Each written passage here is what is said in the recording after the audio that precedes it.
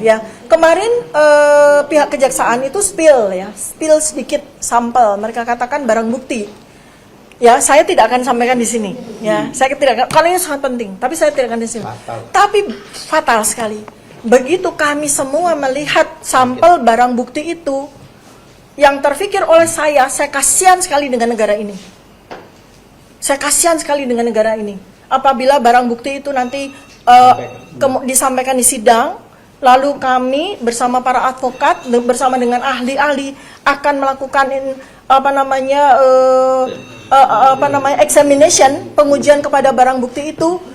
Saya bilang kasihan negara ini, karena nanti BBC, Al Jazeera, kemudian CNBC, ya, bukan hanya teman-teman media lokal, tapi juga media internasional akan melihat betapa buruknya tata laksana governance di negara ini, sehingga dokumen-dokumen seperti itu bisa meluluskan seseorang menjadi presiden. Ya, yang pertama adalah saya perlu mengklarifikasi soal perawatan saya dan Pak Roy Suryo ya di Rumah Sakit Kramat Jati. Karena ini banyak juga isu-isu yang tidak bertanggung jawab yang beredar ya. Jadi terlepas dari apapun keputusan dari Polda Metro Jaya untuk membawa kami ya sekitar pukul 15.30 di hari Jumat 19 Juni 2026, setelah kami kemudian sudah dipindahkan ke tahti ya, tahanan titipan. Jadi posisinya sudah masuk jadi tahanan, saya sudah masuk sel. Sudah pakai baju orange ya. Dan kemudian kami diminta untuk ikut ya, untuk dibawa ke Rumah Sakit Kramat Jati. Nah, pada saat itu, untuk diketahui ya teman-teman semua bahwa saya sedang menghadapi ujian disertasi saya. Ketika dijemput paksa itu, saya sedang menuju ke sebuah tempat di mana saya sudah mempersiapkan diri untuk ujian.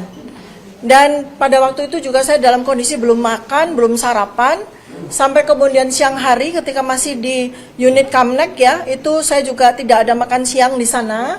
Lalu kemudian ketika dipindahkan ke tahanan juga tidak ada makan juga ya. Maka saya sebagai orang yang menderita GERD ya pasti kambuh ya. Karena hormon yang namanya kortisol itu sudah naik dari pagi begitu ya. Kemudian pada siang hari ketika pihak Kamnek itu memindahkan saya ke unit tahanan titipan ke tahti, itu ada pemeriksa dokter ya. Nah, dokter itu khawatir dengan saya karena tensi saya waktu itu melonjak sampai 165/100. Dengan denyut jantung sampai 100 ya. Ya pastilah ya, karena saya dalam kondisi sedang menghadapi ujian, dan ujian saya itu dari jam 8 pagi sampai jam 12 siang dikelilingi oleh polisi. Jadi saya ujian menghadapi 13 penguji, di sekeliling saya itu polisi, bisa dibayangkan kan. Alhamdulillah sidang ujian bisa saya langsungkan dengan baik.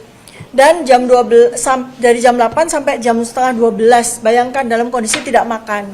Lalu siang pun juga tidak ada makan, lalu kemudian saya dipindahkan. Tidak heran bila tensi saya itu naik secara mendadak. Dan tambah lagi GERD saya sudah mulai muncul ya pada waktu itu. Sehingga ketika saya sudah masuk sel, saya dipanggil untuk ke Rumah Sakit Kramat Jati, saya pikir karena persoalan tensi saya gitu. Nah, ya inilah yang namanya wa makaru wa makarullah ya. Jadi pihak kepolisian pasti juga tidak menyangka bahwa ketika saya diperiksa di UGD, diperiksa lengkap ya, lengkap semua, lab, ronsen semua lengkap. Ternyata pihak rumah sakit menyatakan bahwa saya tidak sehat dan saya harus dirawat. Jadi ini perlu diketahui ya, bahwa ini adalah kebijakan dari Rumah Sakit Polri Kramat Jati. Inisiatif mereka yang melihat bahwa saya memang dalam keadaan sakit. Mungkin secara penampilan kelihatan sehat dan sebagainya, ternyata setelah diperiksa saya tidak bisa untuk keluar dari rumah sakit tanpa perawatan ya. Jadi itu yang terjadi. Saya rasa di luar dari perkiraan atau skenario dari Polda ya gitu. Karena mereka pikir saya diperiksa lalu kemudian pulang lagi ke tahanan. Nanti cerita selanjutnya akan saya sampaikan pada setelah sesi berikutnya ya. Ya, baik teman-teman, karena waktu juga saya mengucapkan terima kasih atas kehadiran teman-teman media semuanya. Mudah-mudahan apa yang Anda siarkan ini menjadi informasi yang baik, akurat, valid. Nah, mungkin ada 1-2 yang mau bertanya, saya persilakan. Kawan-kawan ada bertanya, dipersilakan. Dok, Ya. terkait tadi Pak Al-Katiri bilang ada dokumen banyak yang sebesar manusia itu. Ya. Nah, Lebih dari itu manusia. saya kan sempat mengikuti sidang Bambang Tri dan Gus Nur. Nah, apabila sidang ini tidak mengacu kepada ijazah tapi mengacu UIT, gimana tanggapannya? Sebenarnya Kita tunggu dakwaan dulu ya. Kita tunggu surat dakwaan. iya, ini kan andai kata. Iya, andai kata. Ya sekarang semua kita hadapi ya, karena di ITE itu pun juga tidak terbukti sebenarnya. Kan dari awal saya katakan bahwa unsur delik setiap pasal yang dikenakan Nggak tidak ada. kena.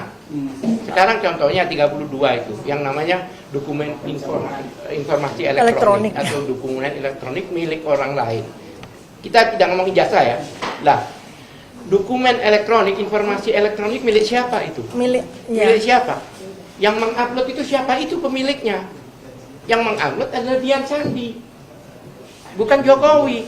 Jadi dokumen elektronik ini itu milik Dian Sandi, karena itu bukan analog. Jadi seharusnya yang melaporkan adalah Dian Sandi, bukan Jokowi. dengan catatan itu miliknya, ya kan? Jadi yang dimasalahkan bukan dokumen ya, dokumen Elektronik. elektronik milik orang lain. Bahkan informasi elektronik itu Ya. kan informasi Oke, elektronik. Oleh sebab itu tidak Ya. dikenakan. Yang Ya. pasal satu lagi, yang pasal 35 itu Singkat lebih aja. jelas lagi. Yang Singkat aja. ya. Pasal 35 itu yang orang mengotak, Dokter Cipa itu dia anggap mengotak-atik ya. Padahal Dokter Cipa tidak pernah berbicara otak-atik ijazah. Itu tersangka yang lain yang melakukan itu. Saya tambahkan mungkin ya supaya ini clear ya. Setelah 1 tahun kami pelajari semuanya. Pasal 32, 35 itu berkaitan dengan dokumen elektronik ya, dokumen elektronik. Sekarang pertanyaannya, dokumen elektronik Pak Jokowi yang mana yang kita utak-atik? Apakah Pak Jokowi punya ijazah dalam bentuk ijazah digital? Kalau lulusan UGM benar tahun 1985, ijazahnya itu bentuknya kertas, bukan bentuknya digital. Jadi kalau pasal 32, 35 itu diterapkan itu sama sekali tidak relevan. Kecuali lulus tahun 2025. Di mana pihak universitas sudah menerbitkan ijazah dalam bentuk digital. Lah ini orang yang mengaku lulusan tahun 1985. Ijazah satu-satunya kalau benar dia punya itu ijazah kertas. Analog. Jadi itu tidak tepat pasal 32 35. Jadi tepat bahwa kejaksaan itu tidak menahan kami.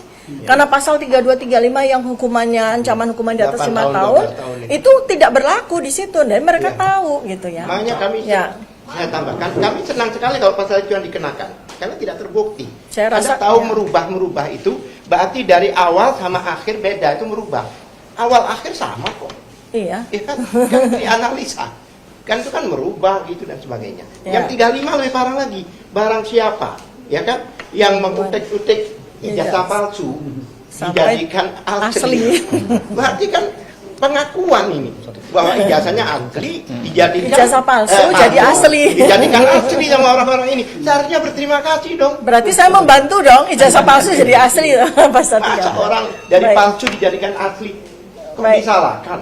Baik, ada pertanyaan lagi? Ada lagi? Oke. Ya. Satu Ya. lagi. Singkat pada tadi. Tadi Ya, silakan. Sebelumnya kuasa hukum Pak Jokowi kan menyatakan kalau ada intervensi terkait dengan penangguhan penahanan yang Saya didapat jawab. Dr. Tipa Saya. sama Iya. Pak Saya. Suryo. Iya, sebentar. Itu tanggapan dari Dr. Tipa gimana? Iya. Kemudian yang kedua, Iya. persiapan Dr. Tipa untuk menghadapi persidangan nanti seperti apa? Apakah siapa saja saksi yang akan dihadirkan saksi? Oh, iya. dihadirkan? Baik, pertama adalah soal intervensi itu tuduhan yang menurut saya sangat tidak bertanggung jawab ya.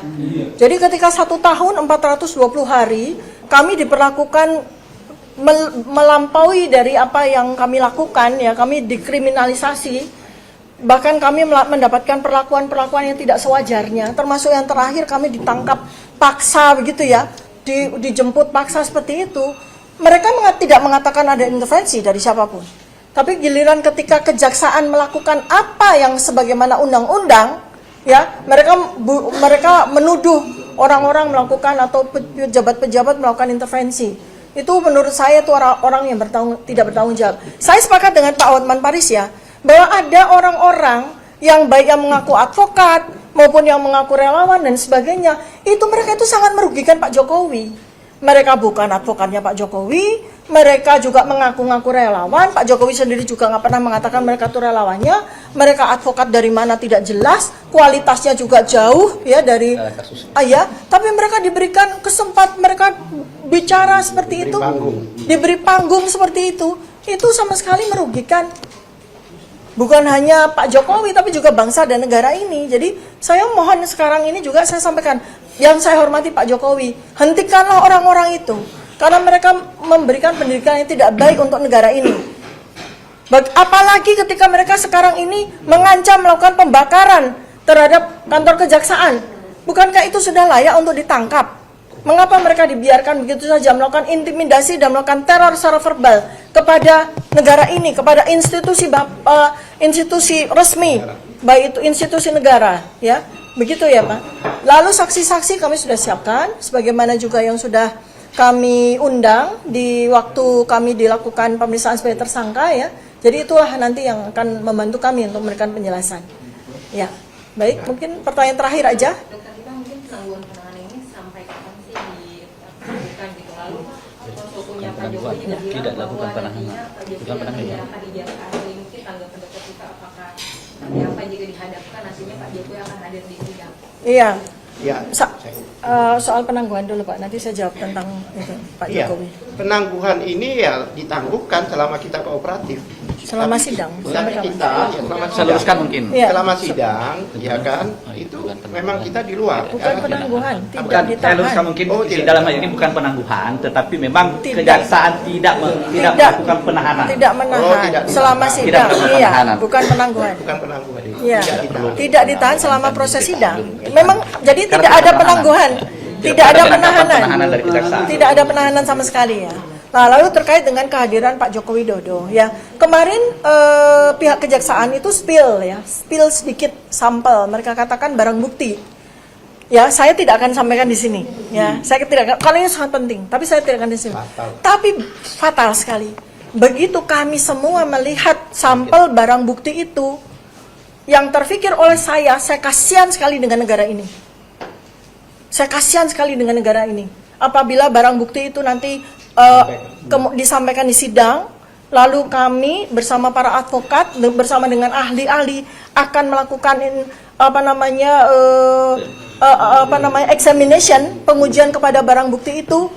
Saya bilang kasihan negara ini, karena nanti BBC, Al Jazeera, kemudian CNBC, ya, bukan hanya teman-teman media lokal, tapi juga media internasional akan melihat betapa buruknya tata laksana governance di negara ini, sehingga dokumen-dokumen seperti itu bisa meluluskan seseorang menjadi presiden. Ya, jadi itu kasihan negara ini. Kita lah. Iya, sangat menguntungkan kita, teman-teman. Bukti-bukti yang ada. Ya, yang kedua, saya kasihan kepada Pak Jokowi. Saya kasihan sama beliau. Sulit sekali mempertahankan barang bukti itu. Ya, itu ya. Baik, terima kasih sekali atas kehadiran para media sekalian. Mudah-mudahan disiarkan, kita insya Allah akan memberikan kebenaran yang terbaik bagi bangsa dan negara ini.